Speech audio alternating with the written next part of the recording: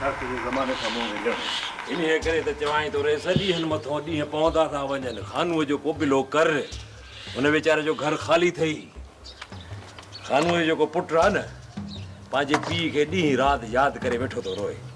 कॾहिं वञी मां हथ त ॾेई थो अचांसि कॾहिं अदा वारा वञी हथ त ॾेई था अचनि रस ॿी ॻाल्हि त खानू जी जेके ॿकरियूं आहिनि न बुख ते पाह थी वयूं मीर खान तूं छा थो सम्झी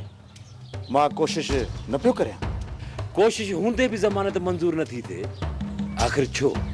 मीर खान खानू ते सूबेदार लाॻीता 3 केस आया आहिनि जेकॾहिं हिकिड़ो केस हुजे था त मां ज़मानत कराए वठां सा छो भला जज टिन्ही केसनि में ज़मानत मंज़ूर नथो करे छा वकील सां ॻाल्हायो हुउमि हिकु केस घणो करे हिन हाज़िरी ते ख़तमु थी वेंदो जंहिंखे असांजो वकील कूड़ो ॼाणाए वठंदो पोइ कुझु आसरो आहे वैसे पार त थई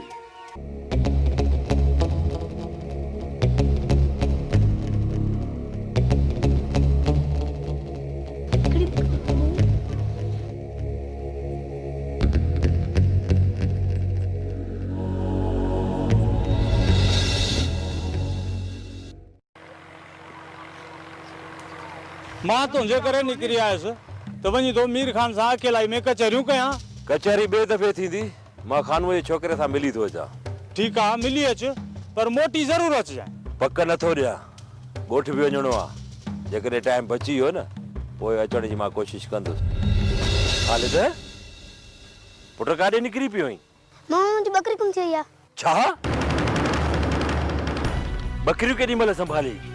हाणे घर का अची संभालियमि त हिकु ॿकरी कोन हुई घीटीअ मौक़ा आयो आहीं की ॿिए घर न लड़ी वई हुजे ॿकरी वञी घरनि में जांच करे अचु तेसि ताईं मां दुकान ते हली बीहां ई थो ठीकु आहे मामा मां जल्दी जांच करे अचां थो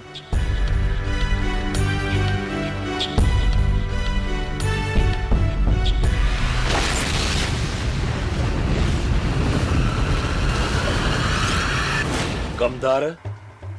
घरनि में जांच त कराए ॾे ॿकरी काथे आहे बकरी हिते ई हूंदी मीर खान केरु काहींदो बकरी बकरीअ मां भला छा थींदो ओ कमदार ॻाल्हि ॿकरी जी नाहे ॻाल्हि आहे इज़त जी घबराए न मीर खान बकरी वापसी में कंहिं घर में लड़ी वई हूंदी भला असांजे ॻोठ में खानूअ जी बकरी केरु लिकाईंदो वरी बि चई थो त मां जांच कराए थो वठां